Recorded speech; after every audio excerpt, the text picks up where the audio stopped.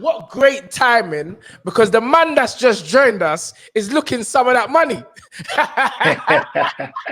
Yes, boys. Yeah. Yes. Well, listen, you see the timing, you see the energy, man. The energy It's serious. too much. It's too much. We're just talking about the money fight, and Maxi Hughes pops up and says, "Listen, don't mention that money fight without me being involved in that conversation." Well, I think, you know what, guys? Thanks for having me on again today. And I think Yes. we're in good hands. After winning yesterday, Eddie says, Maxi, I'm going to make you rich. Come on, love that. Yeah. Love that, sir. That's what I would like to hear. And let me just say, so we'll see.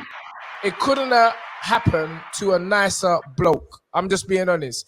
Yesterday's performance, I was salivating because the jabs, it was like Jab City. It was Jab City. Beautiful movement. You was moving like Pernell Wicker. And let's not get, I don't want the people to be fooled. Ryan Walsh is a good fighter. He is very, very Very good fighter. He's a good fighter. Experienced. Very experienced, and you made him look like I'm just being, and I know them. I trained them for one fight, Ryan and Liam, when they was in London briefly.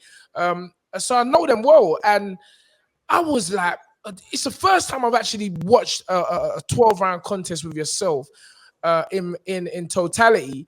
And my word, Maxi, keep doing what you're doing.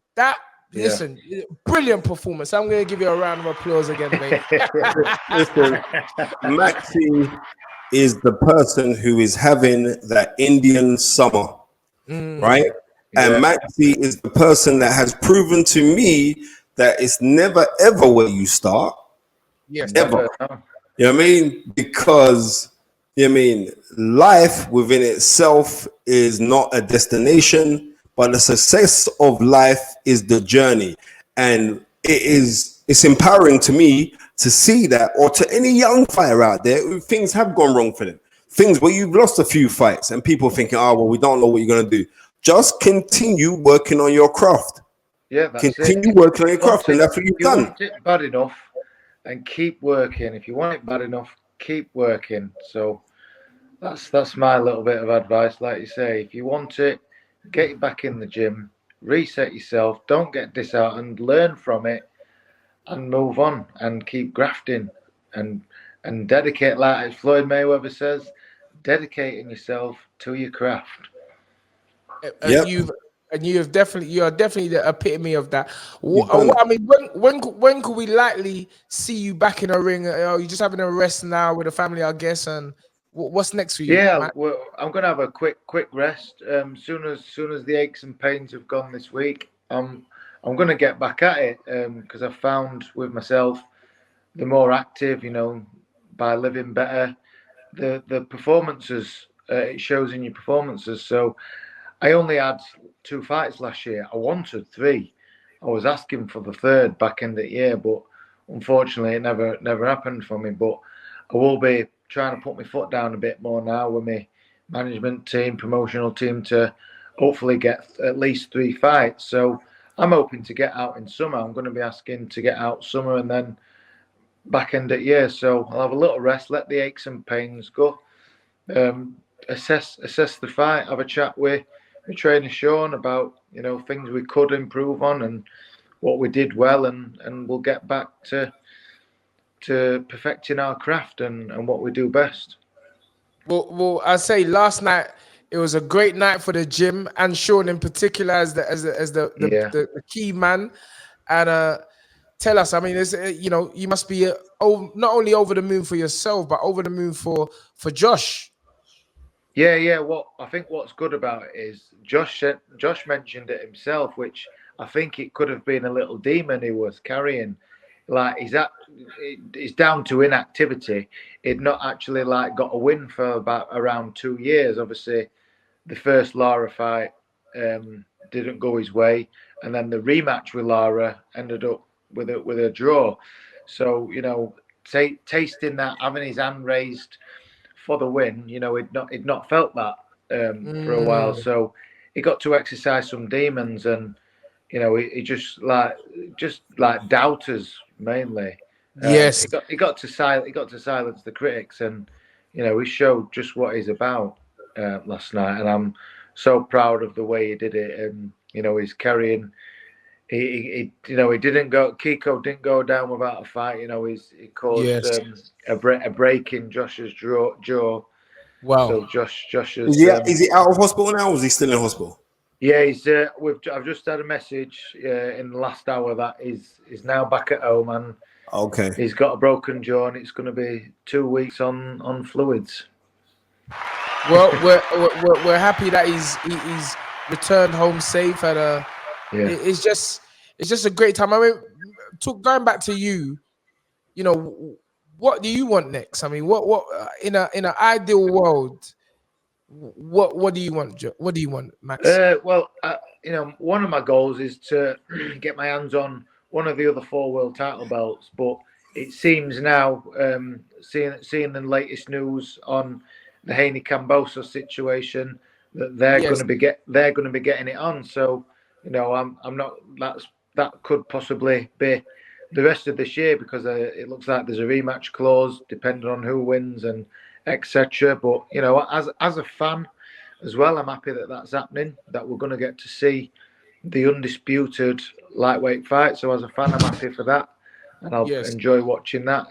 But in terms for myself, I'd like to just keep busy and earn some money. I spoke to Eddie. I says that's my intentions, Eddie. I achieved my dream by winning the British title last year. So, I'd like some financial security, and he's promised me that that's what he's going to be trying to do for me. Excellent. Spence? Who would you like to fight, Maxi? Who would you like to fight? Well, I see my manager's mentioned it, and my team at MTK have mentioned a possible fight with Ricky Burns, which I'd be well up for that. Tremendous amount of respect for Ricky, freeweight world champion, one of the best to come from Great Britain. Absolutely. There's another guy on my radar in Francesco Patera, European or former European, two-time European champion, ranked highly with the WBO and WBC or WBA. So a good fight that would like. We actually had a bit of a spat on Twitter a couple of months ago before I got confirmed to be fighting Ryan Walsh. I were interested in that fight while I didn't have an opponent. But I know he's got a good fight coming up next week or week after, I believe, against Samuel Molina. So that's a good fight for him if he comes through that.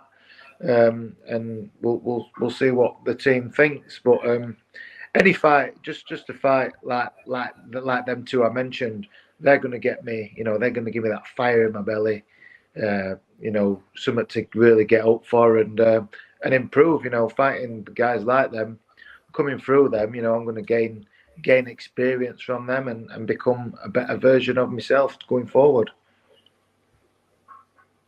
Spence?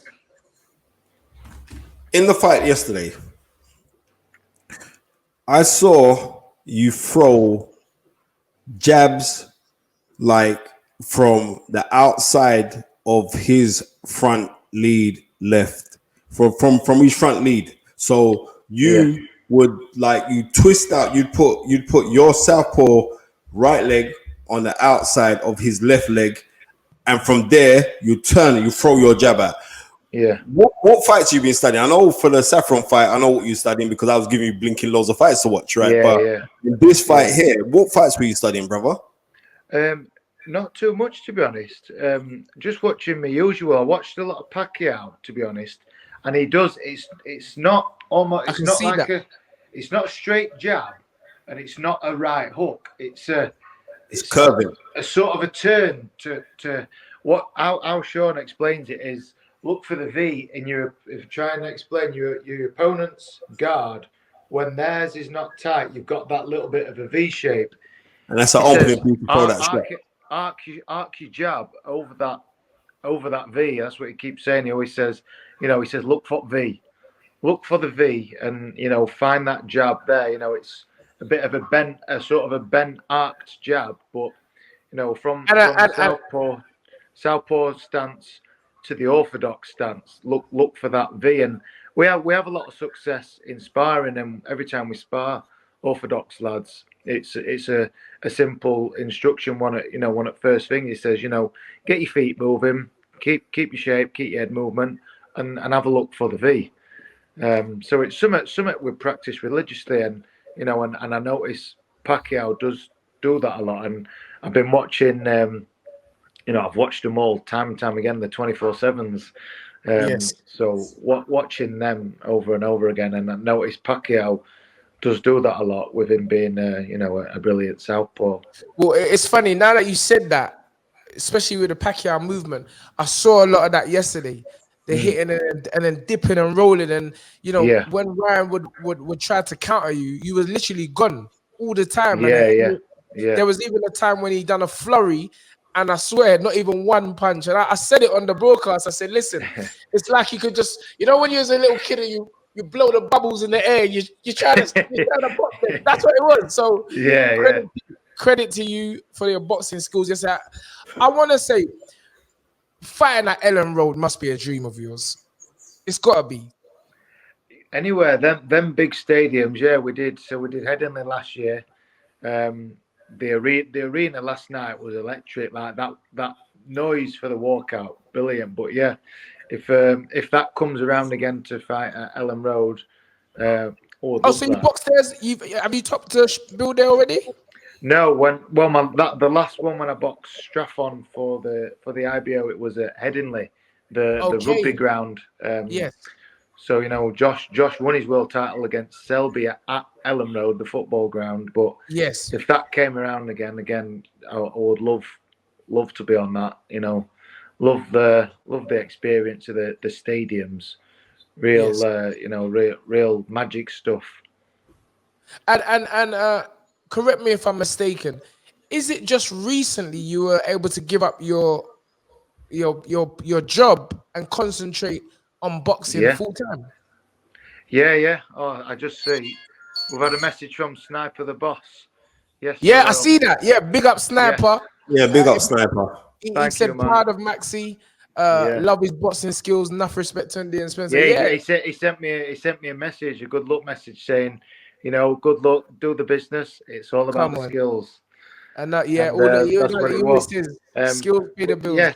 Yeah, Sunday. Yeah, it was after the Straffon fight. A few weeks after that, I had 3 weeks back at work, and then I was lucky enough to get a full-time sponsorship. So, able to spend more time drilling things. Nothing was rushed then. I wasn't trying to squeeze a gym session in after work or a run before work. It were the timings will work well. So, just nothing more rushed. Can get to gym and spend a bit more time. It's not rushed.